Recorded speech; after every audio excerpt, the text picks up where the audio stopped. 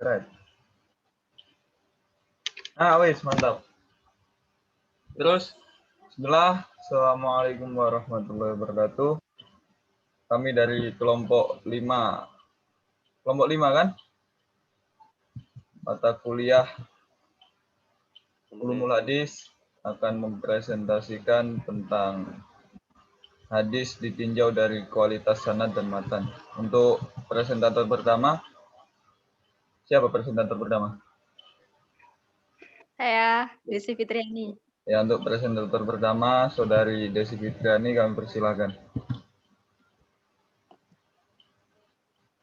Sebelumnya, Assalamualaikum warahmatullahi wabarakatuh. Di sini saya akan menyampaikan materi mengenai sanad. Yang pertama yaitu pengertian sanad. Kata sanad atau as-sanad menurut bahasa berarti sandaran atau tempat bersandar atau tempat berpegang yang dipercaya atau yang sah.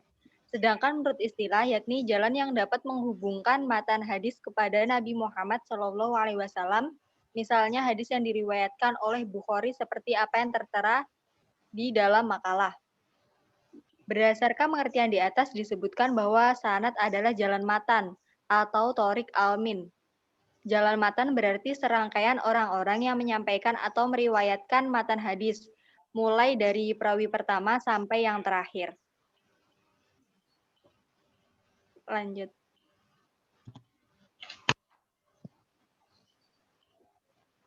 Selanjutnya yaitu pengertian matan. Kata matan atau al-matan menurut bahasa berarti tanah yang meninggi. Secara terminologis, istilah matan memiliki beberapa definisi, yang mana maknanya sama, yaitu materi atau lafadz hadis itu sendiri. Definisi matan dari sisi bahasa bermakna punggung jalan atau gundukan. Bisa juga bermakna isi atau muatan. Ibarat tangga, akhir dari anak tangga berujung pada teks itu sendiri adalah redaksi atau ucapan yang dituturkan oleh si pengucap. Dan pengucap tersebut bisa dari nabi, sahabat, atau bisa juga dari tabi'in. Pada salah satu definisi yang sangat sederhana disebutkan bahwa matan ialah ujung atau tujuan sanad. Berdasarkan definisi di atas memberikan pengertian bahwa apa yang tertulis setelah penulisan sanad, silsilah sanad atau matan hadis. Jadi dari pengertian di atas semua dapat kita simpulkan bahwa yang dimaksud matan ialah materi atau lafadz hadis itu sendiri, yang penulisannya ditempatkan setelah sanad atau sebelum rawi.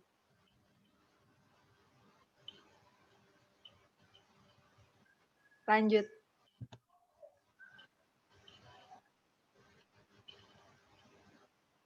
Hadis ditinjau dari kualitas sanad dan matan. Ditinjau dari segi kualitas sanad dan matanya atau berdasarkan kepada kuat dan lemahnya, hadis dibagi menjadi dua golongan, yaitu hadis makbul, berarti hadis yang diambil, yang diterima, atau yang dibenarkan berdasarkan kata lain hadis yang telah sempurna padanya syarat-syarat penerimaan. Suatu hadis yang berkaitan dengan sanadnya, yaitu sanadnya yang bersambung, diriwayatkan oleh rawi yang adil lagi dobit, dan juga berkaitan dengan matanya, yaitu matanya tidak sah dan tidak berilat. Hadis makbul ini terdiri atas hadis sahih dan hadis hasan. Yang kedua yaitu hadis mardud. Secara terminologi hadis mardud didefinisikan dengan hadis yang tidak memenuhi syarat-syarat atau sebagian syarat hadis makbul. Hadis makbul dinamai juga dengan hadis doif.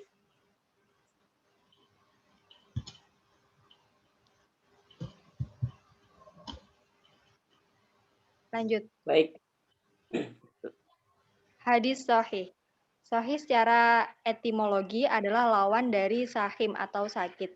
Sedangkan dalam istilah ilmu hadis, hadis sahih berarti hadis yang berhubungan atau bersambung sanadnya yang diriwayatkan oleh para perawi yang adil, dobit, yang diterimanya dari perawi yang sama, atau kualitasnya dengan sampai kepada akhir sanad, tidak syad dan tidak pula berilat. Dari definisi atau pengertian hadis sahih yang disepakati oleh mayoritas ulama, hadis seperti di atas dapat dinyatakan bahwa unsur-unsur kesahihan sanad hadis ialah yang pertama sanad bersambung, yang kedua seluruh periwayat dalam sanad bersifat adil, Yang ketiga, seluruh periwayat dalam sanad bersifat dobit. Yang keempat, sanad hadis itu terhindar dari syush. Dan yang terakhir, sanad hadis itu terhindar dari ilat.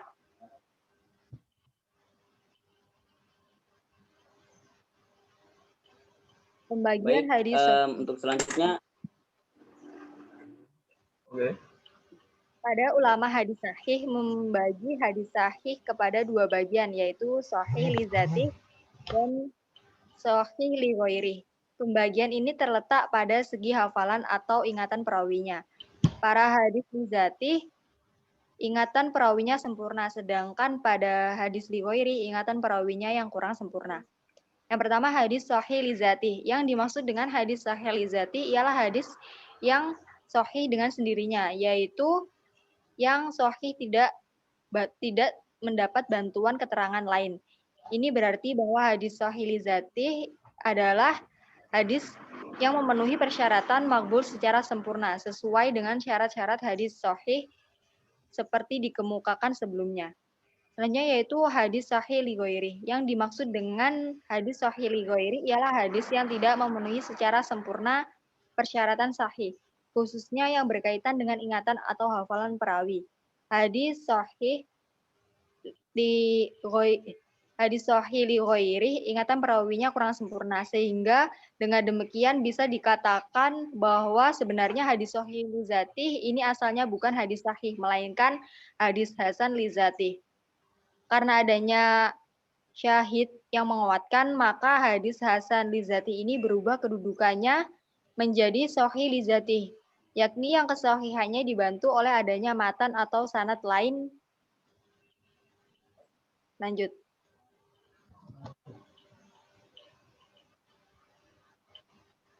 Tingkatan hadis sahih. Sebagian ulama hadis membagi tingkatan hadis sahih berdasarkan kepada kriteria yang dipedomani oleh para mukharij atau perawi yang terakhir yang membukukan hadis sahih tersebut kepada 7 tingkatan, yaitu sebagai berikut. Yang pertama, hadis yang disepakati oleh Bukhari Muslim, hadis yang diriwayatkan oleh Bukhari saja, hadis yang diriwayatkan oleh Muslim saja, hadis yang diriwayatkan sesuai dengan persyaratan Bukhari dan Muslim, hadis yang diriwayatkan menurut persyaratan Bukhari, hadis yang diriwayatkan menurut persyaratan Muslim. Tingkatan selanjutnya adalah hadis sahih menurut imam-imam hadis lainnya yang tidak mengikuti syarat Bukhari dan Muslim, seperti Ibnu Huzaimah dan Ibnu Hibban.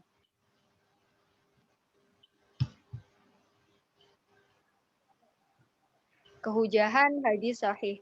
Para ulama sepakat bahwa hadis-hadis yang sahih dapat dijadikan hujah dan wajib diamalkan. Namun, mereka berbeda pendapat dalam hal-hal yang berhubungan dengan akidah.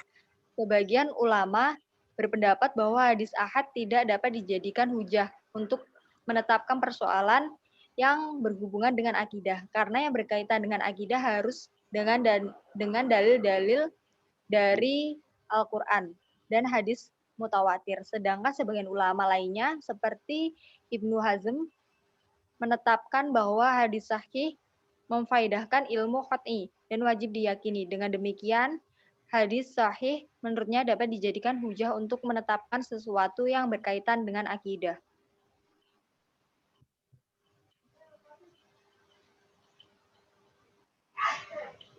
Kitab-kitab yang memuat hadis sahih diantaranya Al-Jami' al-Sahih, Sahih Muslim, Sunan Abu Daud, Sunan Al-Jami', Sunan An-Nasai, dan Sunan Ibnu Majah.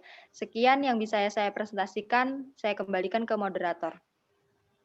Ya, terima kasih Saudari Ria.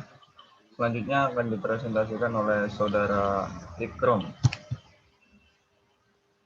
Baik, selanjutnya yaitu hadis hasan. Hasan menurut bahasa adalah sesuatu yang diinginkan dan yang menjadi kecenderungan jiwa atau nafsu. Orang yang pertama kali mempopulerkan istilah hadis hasan adalah At-Tirmidzi. Hadis hasan menurut beliau adalah tiap-tiap hadis yang pada sanadnya tidak terdapat riwayat yang tertuduh dusta. Hadis tersebut tidak sah dan diriwayatkan pula melalui jalan yang lain. Kriteria hadis hasan ada 5, yaitu 1. Sanad hadis tersebut haruslah bersambung. 2. Perawinya adalah adil. 3. Perawinya mempunyai sifat dhabit, namun kualitasnya lebih rendah dari yang dimiliki oleh perawi hadis sahih. 4. bahwa hadis yang diriwayatkan tersebut tidak sah, artinya hadis tersebut tidak menyalahi riwayat perawi yang lebih thiqat daripadanya. 5. Bahwa hadis yang diriwayatkan tersebut selamat dari ilat yang merusak. Selanjutnya yaitu pembagian hadis hasan. Sebagaimana hadis sahih, hadis hasan juga dibagi menjadi dua bagian.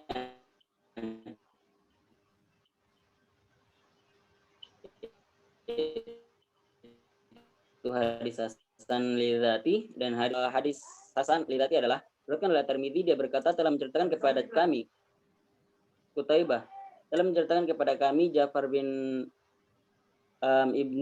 Ibnu Sulaiman Adabat dari Abi Imran Al-Juwaini dari Abu Bakar bin Abu Musa Al-Asy'ari. Dia berkata, aku mendengar ayah berkata di hadapan musuh Rasulullah SAW bersabda, sesungguhnya pintu-pintu surga di Ja'far ibnu Sulaim yang menurut para ulama hadis dia berada pada kualitas syakur,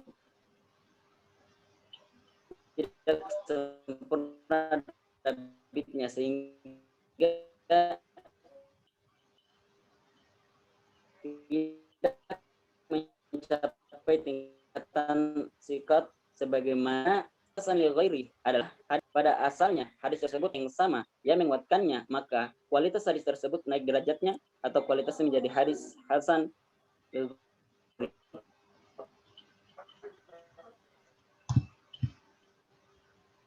Kemudian hadis hasan, menurut Imam Bukhari dan Ibnu bisa mengamalkan sesuatu yang Nabi bahwa hadis hasan itu dapat dijadikan hujjah sebagaimana hadis sahih walaupun tingkatannya lebih rendah, karena perawi hadis hasan lama tidak menulis secara khusus kitab-kitab yang menghimpun hadis hasan, tetapi terdapat beberapa kitab yang di dalamnya menghimpun banyak hadis hasan, yaitu Jami' At-Tirmidzi atau dikenal dengan Sunan At-Tirmidzi, selanjutnya Sunan Abu Dawud, dan terakhir Sunan Ad-Darqutni. Selanjutnya moderator. Terima kasih kepada Saudara Ikrom. Selanjutnya saya sendiri akan menyampaikan tentang hadis dhaif. Hadis dhaif yaitu hadis lemah adalah hadis yang tidak memenuhi syarat sahih dan hasan dari segi keterputusan sanad. Hadis dhaif terbagi menjadi 5 macam. Yang pertama hadis mursal, yaitu hadis yang diriwayatkan oleh tabi'in, generasi setelah sahabat, dengan menyebutkan ia menerimanya langsung dari Nabi Muhammad SAW, padahal tabi'in tidaklah mungkin bertemu dengan Nabi. Kemudian yang kedua hadis munqati', yaitu hadis yang salah seorang rawinya gugur, tidak terbukti atau tidak disebutkan namanya, tidak saja pada sahabat tetapi bisa pada perawi yang di tengah atau di bagian akhir. Kemudian ada hadis mu'dol, yaitu hadis yang 2 orang atau lebih dari perawinya setelah sahabat secara berurutan tidak disebutkan dalam rangkaian sanad. Selanjutnya ada hadis mudalas, yaitu hadis yang rawinya meriwayatkan hadis tersebut dari orang yang sezaman dengannya tetapi tidak menerimanya secara langsung dari yang bersangkutan. Kemudian ada hadis mu'allal, yaitu hadis yang kelihatannya selamat tetapi sesungguhnya memiliki cacat yang tersembunyi, baik pada sanad maupun pada matanya.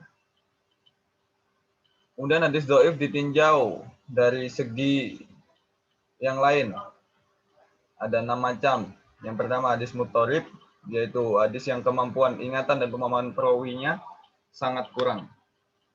Yang kedua hadis maklub, yaitu hadis yang terjadi pembalikan di dalamnya, baik pada sanad, nama periwayat maupun matanya. Kemudian ada hadis mudhoaf, yaitu hadis yang lemah matan dan sanadnya sehingga diperselisihkan oleh para ulama. Contohnya hadis riwayat Anas dengan sanad yang lemah, yang insya Allah artinya asal segala penyakit adalah dingin. Kemudian ada hadis syadz, yaitu hadis yang diriwayatkan oleh seorang rawi yang siqah, tetapi riwayatnya ini menyalahi riwayat kebanyakan rawi siqah lain. Kemudian ada hadis munkar, yaitu hadis yang diriwayatkan oleh seorang yang lemah dan riwayatnya berbeda dengan riwayat yang lebih siqah darinya. Yang terakhir ada hadis matruk, yaitu hadis yang diriwayatkan oleh seseorang yang dituduh suka berdusta, nyata kefasikannya, ragu dalam periwayatan, atau dia adalah seorang pelupa. Ya, mungkin itu dari kelompok kami. Terima kasih telah menyaksikan. Syukron. Assalamualaikum warahmatullahi wabarakatuh.